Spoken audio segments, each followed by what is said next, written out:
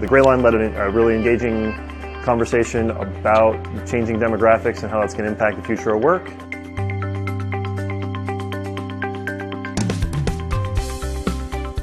And the small group setting really helped everyone get their ideas out and have a real conversation about these topics and give everyone a sense of what they can take back and actually have some action items on. What are the types of jobs that we need to be preparing ourselves and our children and our societies for? Creativity, communication skills, and a lot of these different types of jobs are going to be increasingly important as we go forward. Everyone was broadly aware of the topics and the trends we talked about, but everyone kind of had a different way of internalizing. Everyone brought their own experiences to it.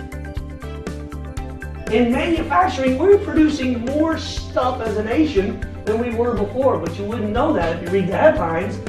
Since the recession, the economy actually created over 16 million jobs, 16.5 million jobs.